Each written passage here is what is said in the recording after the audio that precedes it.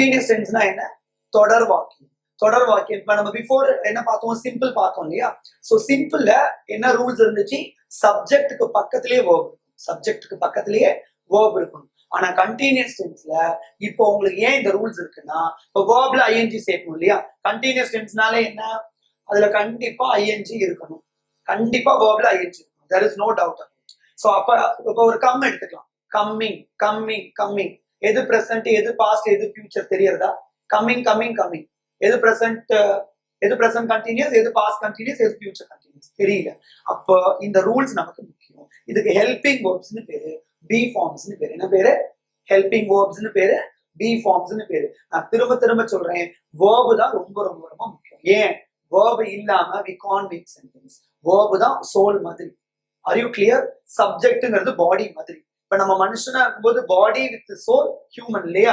அதே மாதிரி இங்கிலீஷ்ல ஃப்ளூயண்டா பேசணும்னா சப்ஜெக்டும் வேணும், என்ன வேணும்? வேர்ப் வேணும். ஆனா வெறும் உடல் இருந்து உயிர் இல்லைன்னா ஒண்ணுமே இல்லை. சோ அப்ப அந்த உயிர் மாதிரி தான் இந்த வேர்ப்ஸ். அந்த வேர்ப்ல இது ஹெல்பிங் வேர்ப், ஹெல்ப் பண்றது. ஏன்? இப்ப அந்த கம்மிங் வந்து பிரசண்டா பாஸ்டா ஃபியூச்சரான்னு ஐடென்டிஃபை பண்ண முடியல.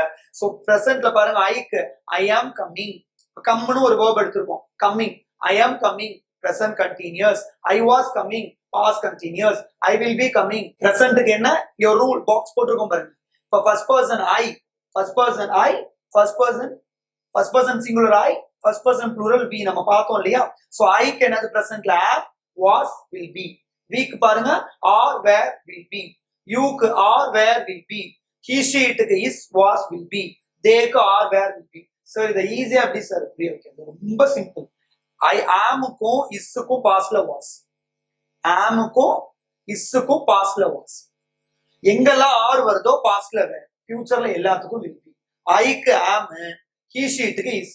இந்த am க்கும் isக்கும் pastல was வருது. எங்க we, you, they மூணுக்கும் ஆர் வருது. ஆருக்கு pastல வேற, ஃபியூச்சர்ல எல்லாத்துக்குமே கண்ண மூடிட்டு சொல்லிடலாம் will be. பாருங்க, I am coming, present continuous. I was coming, past continuous. I will be coming, future continuous. We are coming, we were coming, we will be coming. You are coming, you were coming, you will be coming.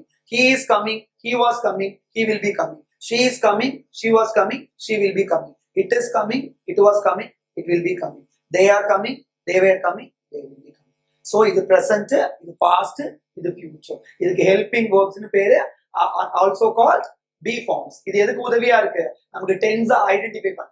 So இப்ப இவ்வளவு நாள் உங்களுக்கு குழப்பி இருக்கும் இல்லையா?